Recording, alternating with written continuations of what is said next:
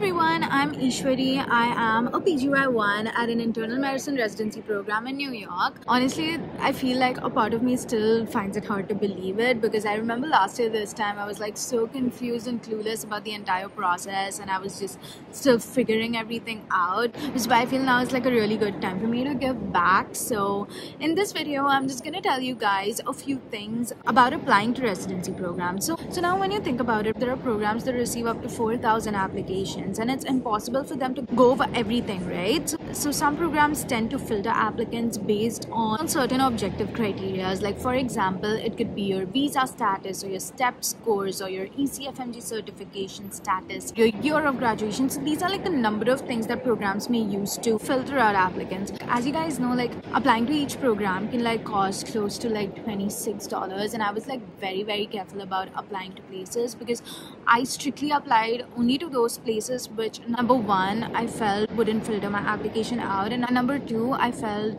I could see myself working at, because I genuinely did not want to go to a place where I felt I may not be happy, because like then what's the point, right? Because I actually wanted to have fun and enjoy these years and not look at it as like 3 years of torture or anything, because the location of the program, the people you work with, all of that matters a lot. So there are a number of things that could like, you know, change your experience. So anyway, going back to making my list, I majorly use just like Residency Explorer and Match a Resident to make my list.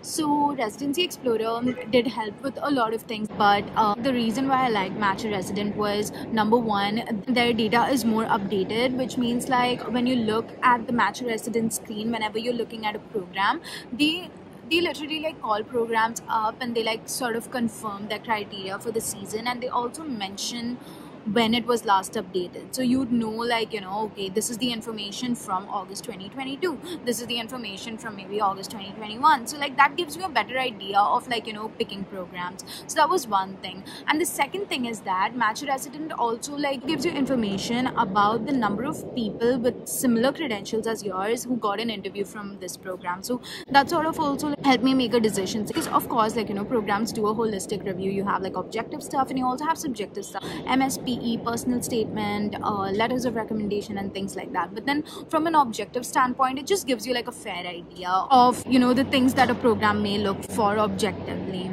So that was one more thing. And the third thing was interview experiences. The reason why I really like that is because there were like experiences from like 2019 as well, and that was like before the pandemic, right? And that had people who had gone to the program, so like they were able to, you know, shed light about maybe like the location of the place and the safety of the area and things like that. And the next thing is the ECFMG certification status. So for those of you who subscribe to my YouTube channel and follow me on Instagram, I'm sure you guys know like how last minute my whole ECFMG certification thing was. Like I had step 1, step 2 OET pathway, everything was set. It's just that I was able to upload my medical diploma only in the last week of August, so I had just like 4 weeks for credential verification, and I was so scared I won't make it on time. So I did not want my application to be filtered out by places that required applicants to be ECFMG certified by September 28th, right? So I tried to be like very careful to apply only to those places that did not have this criteria. But then like fortunately, you know, things worked out. Like I got my certificate like just 1 day before the deadline, and I was able to apply to the other programs as well. So anyway, this was obviously one thing that I did take into consideration, because I don't want to just be spending so much money just for my application to be filtered out, right? So that was one more thing. And the last thing is tele-rotations. Because of the pandemic, my rotations did get cancelled. So 3 out of my 4 LORs were from tele-rotations and 1 was from the chair of my university's hospital.